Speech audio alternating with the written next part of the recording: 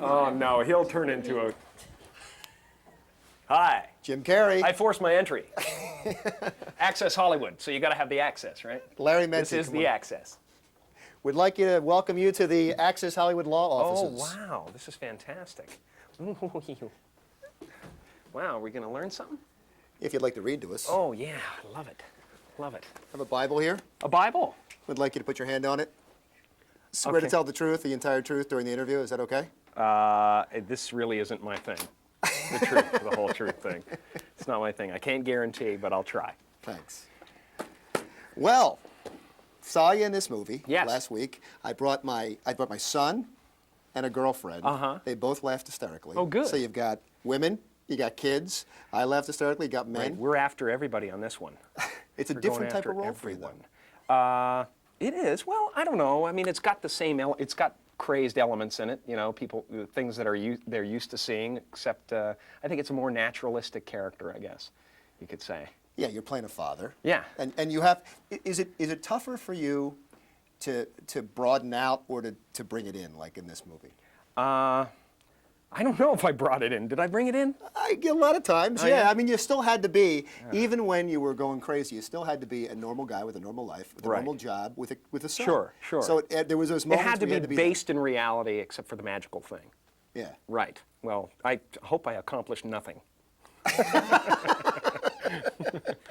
And that's what I was after. Now, no growth whatsoever. Oh, come on. No.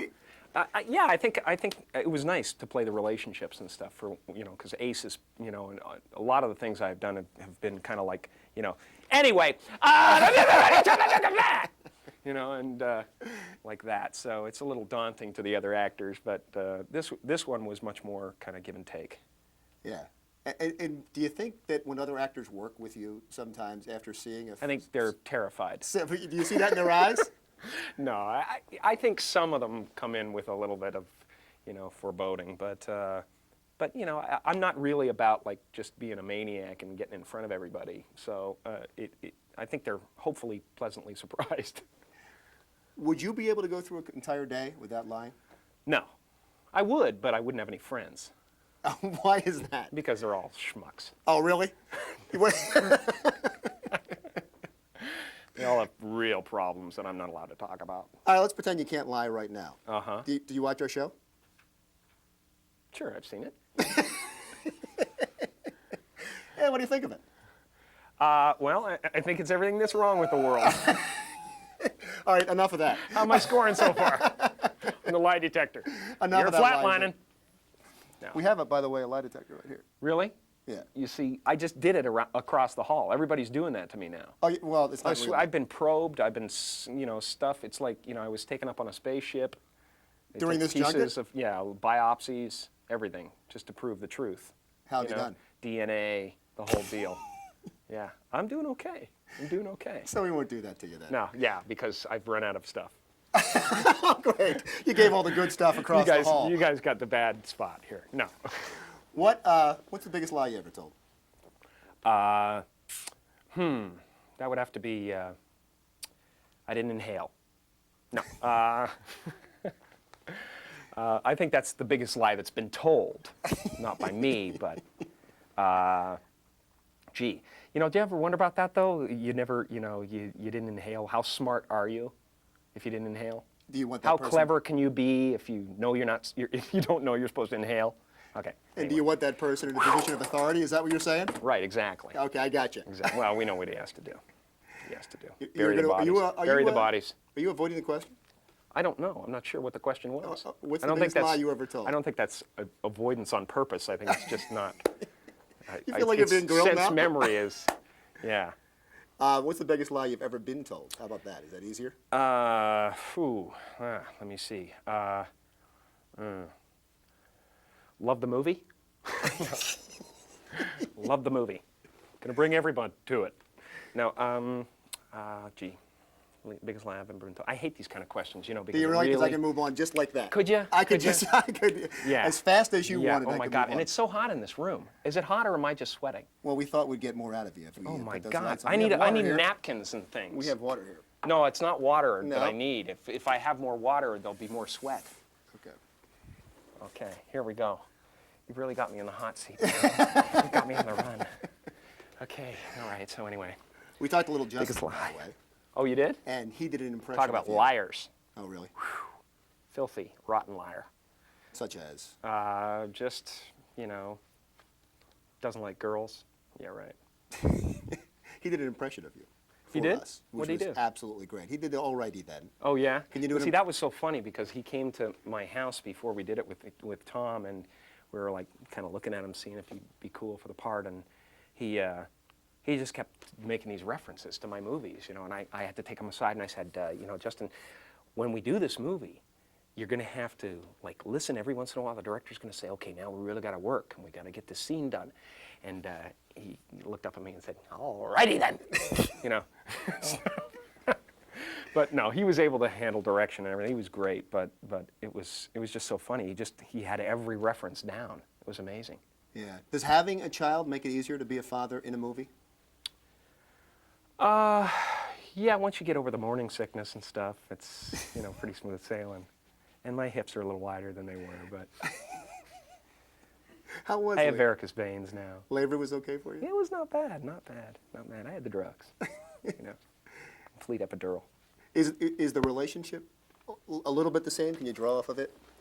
Yeah, absolutely. I mean, it is very hot, very hot. Really? Is it getting to the point where? I'm kind of hot. What would you like? Well, there's nothing that can be done, really. You just watch me bleed. How's that? Watch me bleed. Zoom in on the pores. Okay, well, let's get a nice big pile. They're going to get it.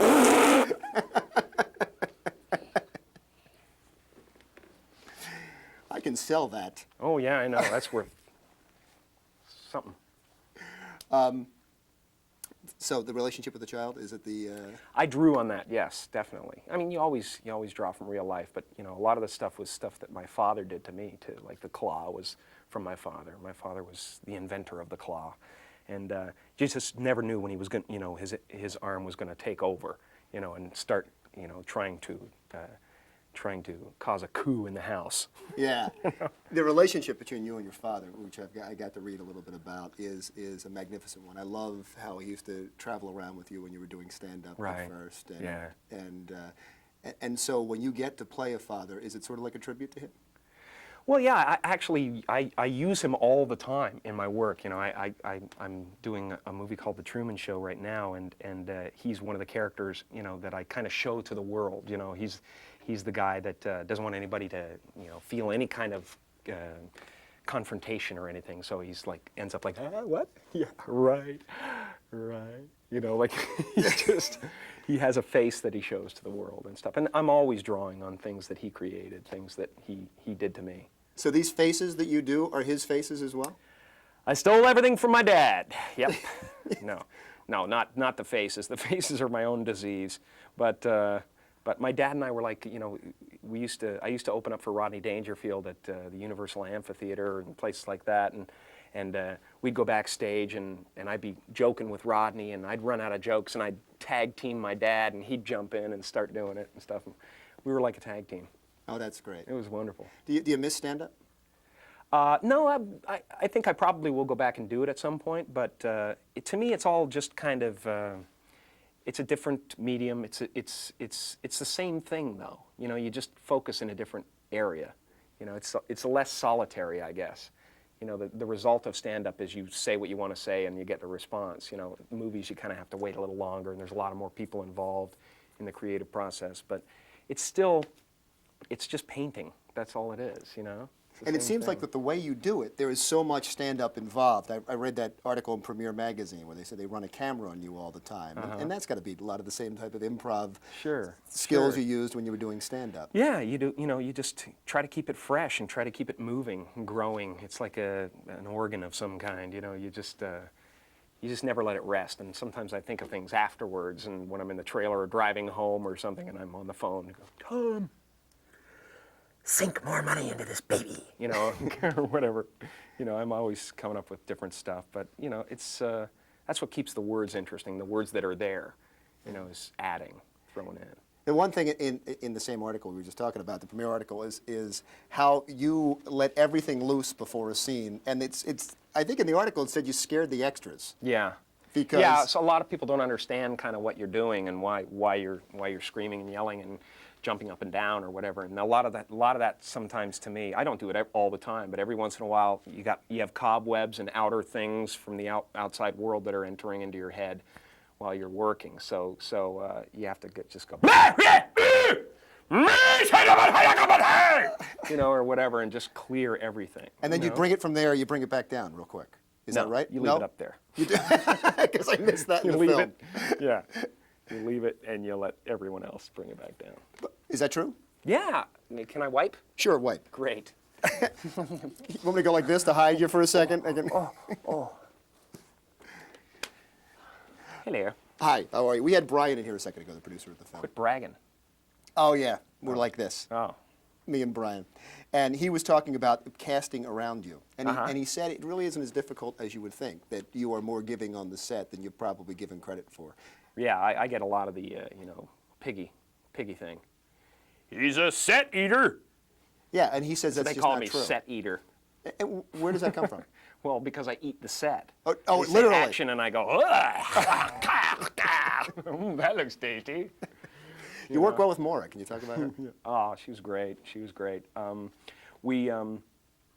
know, it was a weird thing because there were a lot of parallels and stuff with her and our, you know, my relationship and stuff. There was a lot of strange things. Even the house looked like my house from my marriage and stuff like that. It was strange things that would happen. But she was great. And anybody who will jump in and have fun with me is kind of cool to me. Just, you know, just kind of let it happen. Let things lie. You know. Go through the process of working with somebody like Maura for the first time. So they come up and they've seen you in movies like. Well, I have a big Ventura. paddle, right? A wooden paddle, and they got to crawl through the line. No, It's probably like that a little bit. you know, yeah, at times. And Did they just warm, anyway? Did they just warm up to you? I mean, do they get it? No, almost there's really immediately? not that much to warm up to. I mean, it's pretty easy on the set. I mean, it's not like, you know, they get there and I you know, make them wait 2 hours while I'm in the trailer or something like that just to build tension, you know? Just like big field goal, time out! You know? It's not like that. I don't kind of believe in head trips, you know, unless somebody doesn't get what they're doing completely and you have to trick them into it or something like that, but she's not that. You talked about how eerie this movie was, and I didn't even think about that because it was like your marriage, and you're talking about your first marriage. Could you elaborate a little bit on that? No. No, please? You want to move on again? I think so. Could we? Every time you want me to move on, just make that face. I'll just do this. I'll wipe. How about, you know what? You're here. God, it's hot. What's the matter? Are you hot? See, the camera right. guys are hot. You're the only one that's not sweating. You're a mutant! I just take his face off. You are, you know, you're making all this money per movie. Brian says you're one of the few guys that's worth every penny because he's sure he's always going to get it back. Mm-hmm. You've arrived. I mean, there was a point when you were writing these checks. Are you satisfied now? Is this it for you? Yeah, satisfied financially, obviously. I mean, I could never make another cent, I guess, but that would be stupid. And, you know, the scads of people who count on me would have me killed. And, no. But I guess you get to the point, though, where you can just do anything you want now, really. I mean, professionally you can, can't you? Well, I mean, you can stretch, but, you know, anything you want, you know, I mean, you're not going to see me with a submachine gun unless it's a joke, you know. Yeah. I mean, you know, Die Hard is not going to come out of me probably, you know, but there are things that I don't fit into. There's castability always, you know, you always have to take that into account. So I guess the trick is knowing yourself, because the possibility of you casting yourself out of your place or whatever is greater because you have more power. You know, I could go to the studio with you know, a roll of toilet paper and go, I want to make it, you know, and they go, oh, beautiful, do it. You know, so the danger of, you know, doing something that isn't right for you is greater. Great. Well, you're wrapping us up. It was a pleasure Thanks. talking to you. I'm All sorry right. about the sorry, heat. my God. I'm sorry about the heat. Yeah, geez. Hey, Can I get a shot of you in front of the bouquet? Sure. Oh, you got the hotel thing, and you got that out of your. I wish everybody just did what you did. Every time I hit something that they didn't want to talk about, just said, nope, that's it, move on. I mean, it just makes it so easy. It's just like, that's it, just go. Right. Do you know, we have a mutual friend at least, or an acquaintance, and Mark Brazil, he used to work, he wrote for the show. Yeah, he's a good friend. We're in rotisserie baseball together, and he raved about you and how great you were. So, cool. It was a pleasure to meet you. I was excited about this, to run into you. Great. And I did love the movie. Oh, and I think it's, and my son, just... It's a nice dying. film. It's fun. Yeah. It's fun. It's just one of those magical, fun movies. It's still got good laughs, you know. It's fun. Oh, good for you. I like it. I mean, congratulations on your life. All right. It was good meeting you. All right. You too. Thanks. And again, we'll get air conditioning next time. One of those little fans for you or something. He'll get over here. Oh, yeah? Oh, okay. They're going to strip me down and do me over there? Okay, good. We want to get a shot of that. They're going to strip them down. Yeah, they're stripping me down over here and doing a whole cavity search. Thanks just in again. case I've stolen some microphone equipment. I like those big long ones. Oh, I'm sorry. Gosh, no, you shouldn't put